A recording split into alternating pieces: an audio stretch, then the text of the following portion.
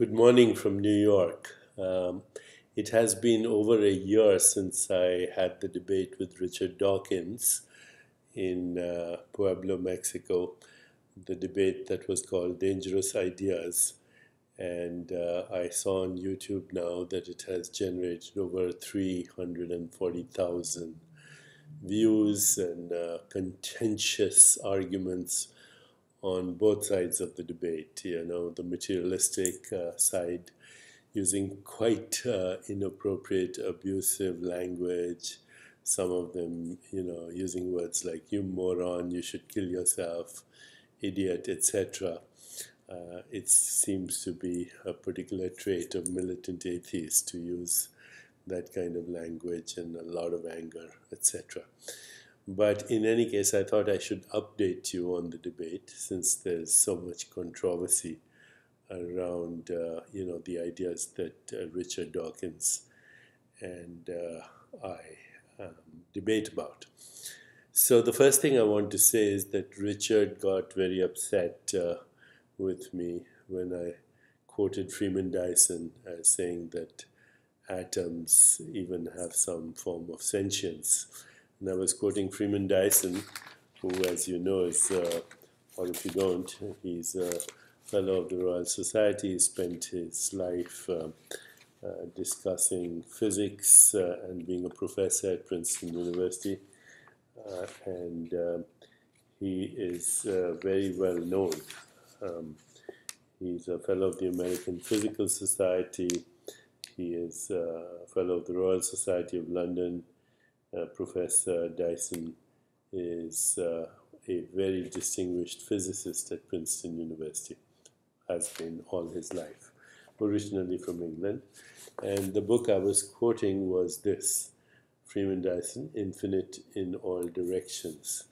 And I was actually using this paragraph to make my statements, or I was referring to this paragraph, which basically, where Professor Dyson says, the universe shows existence of the operations of mind on three levels.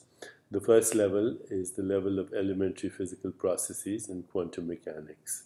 Matter in quantum mechanics is not an inert substance, but an active agent constantly making choices between alternative possibilities according to probabilistic laws. Every quantum experiment forces nature to make choices.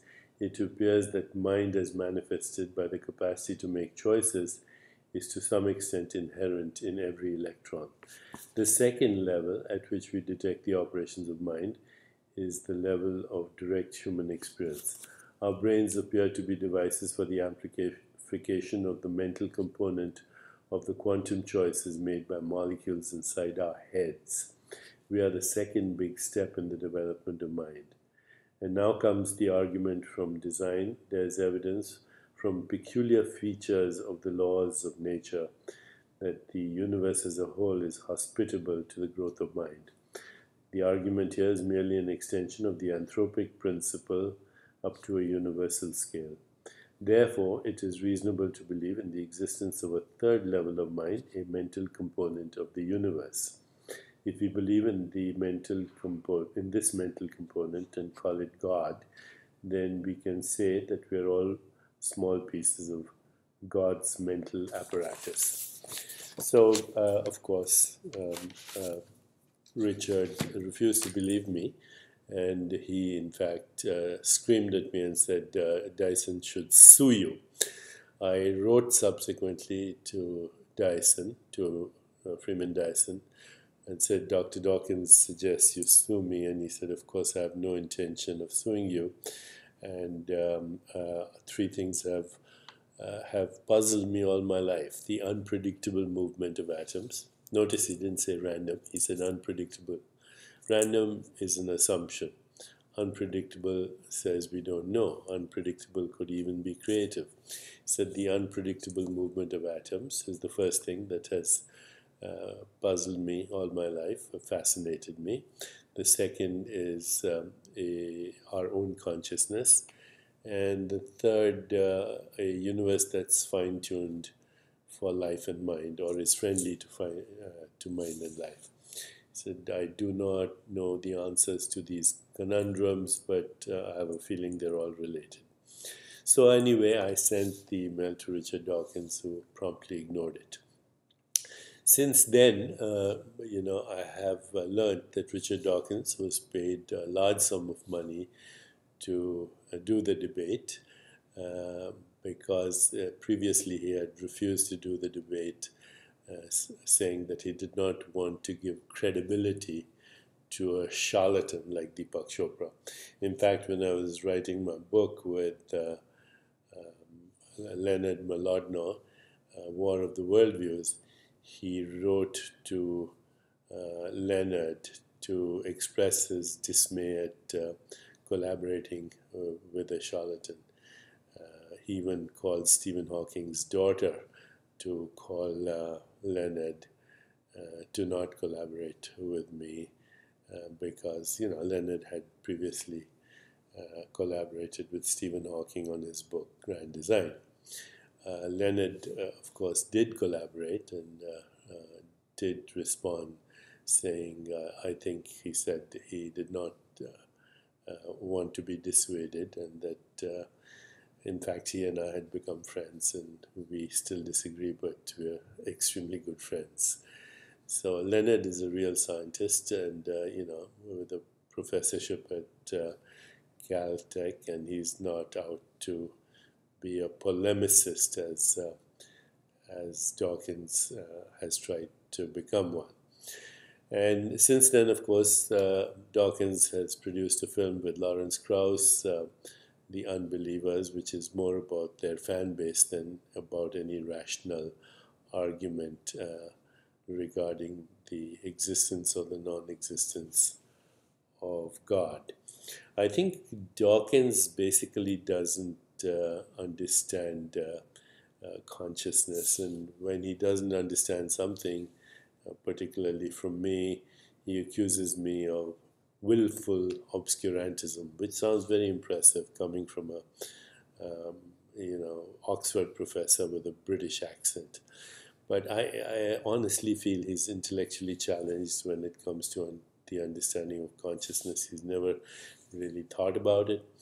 He believes that molecules and electrochemical interactions in the brain produce consciousness, including our ability to think, imagine, intend. He doesn't believe in free will either. So he has quite a lot of problems in his understanding of consciousness. And what he calls rationality is the common sense of a sensory-based intellect. We now know that our senses only deliver a small fraction of reality to us, and by the time information gets into the brain, it's been edited many times, that the conditioned mind actually edits everything that it doesn't believe in. And furthermore, we actually have no idea how photons hitting the retina create the experience of a three-dimensional reality that's evolving in time.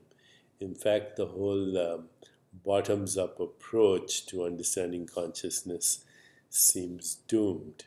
There are a number of physicists and scientists who now believe that the hard problem of consciousness, trying to explain consciousness through physical interactions, may be totally unsolvable, and that the ontology that assumes matter as fundamental is wrong to begin with, or may not ever answer the problem of how consciousness is produced. And there are a number of other physicists and scientists who suggest that consciousness is a fundamental property of the universe, as fundamental as space or time or gravity. And of course, the Eastern wisdom traditions that maintain that consciousness is the only fundamental reality and everything else is a phenomenon, that our ground state is that of awareness and its existence, awareness, and being. And this then differentiates into everything that we experience as space-time, energy, information, and matter. it's very, very interesting that, everybody presumes that the brain is where we experience reality, but the brain is only showing neural correlates of consciousness. Certainly, neural networks get activated in the brain when you have the experience of a three-dimensional reality. But the activation of neural networks is not the experience of the world. Right now, as you're looking at me through this screen, and you're looking at those statues in the background and the chandelier and the lights, where is that experience happening? As I look out of my window here in New York City, I see the New York landscape and the skyline. How does New York fit inside my brain? Obviously, the experience is not inside my brain. There is neural activation inside my brain, which is a totally different matter. So many people actually suggest that there is that a brain is an instrument through which our awareness streams out through selective acts of attention and intention to create the three-dimensional experience of the world.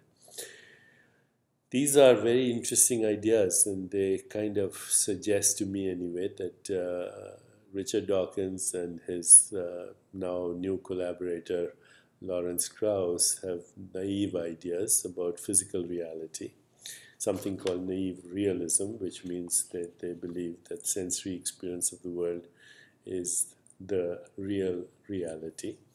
And they also have naive ideas about God. They think of a mythical entity as God and are not trying to understand consciousness as fundamental reality.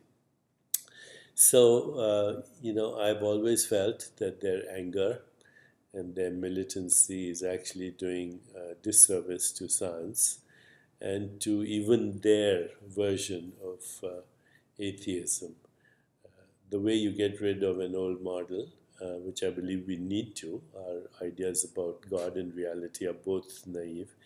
The way you get rid of an old model or a paradigm is not by attacking it, you just create more resistance.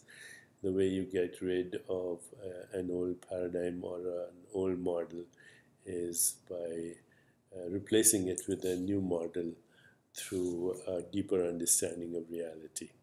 So I think we're at that stage, and I challenge once again Richard and his colleagues to explain consciousness, to explain where a thought comes from, to explain what their understanding of fundamental reality is. I'm sure they'll ignore this, and I'm sure I'll get more abusive comments from his militant colleagues, but I thought I should update you on some of the controversies that came about as a result of that debate. Thank you for watching and listening, and please post your comments and try not to be abusive. Try to expand this conversation through civil dialogue. Thank you.